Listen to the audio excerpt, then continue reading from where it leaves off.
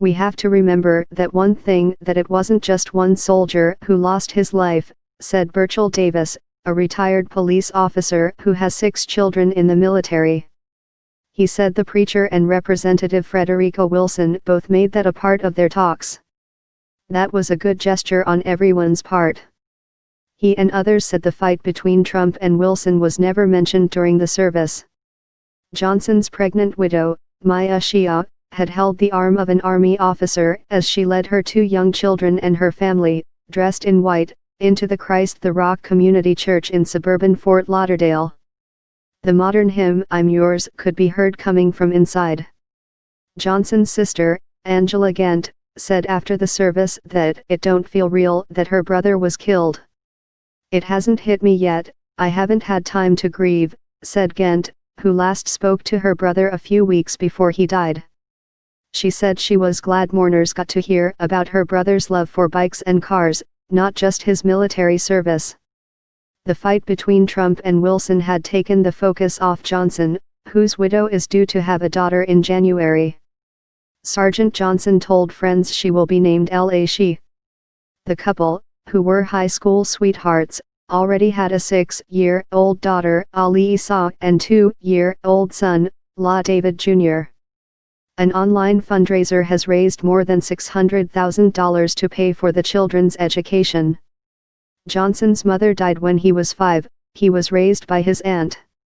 His family enrolled him in 5,000 Role Models, a project Wilson began in 1993 when she was an educator where African American boys are paired with mentors who prepare them for college, vocational school, or the military. "We teach them to be a good man, a good husband and a good father." Sergeant Johnson typified all of those characteristics, said mourner Carlton Krall, a public school consultant who is one of the program's mentors. In 2013, a year before he enlisted, Johnson was featured in a local television newscast for his ability to do bicycle tricks, earning the nickname Wheelie King. He said he learned his tricks by going slow. "Once you feel comfortable, you could just ride all day," he told the interviewer. Trump tweeted Wilson fabricated his statement and the fight escalated through the week. Trump in other tweets called her wacky and accused her of secretly listening to the phone call. Trump's chief of staff, John Kelly, entered the fray on Thursday.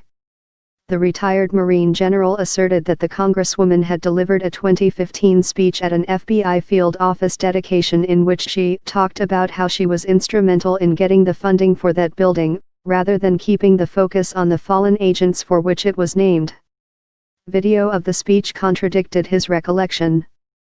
Wilson, who is black, fired back Friday when she told The New York Times, "The White House itself is full white supremacists."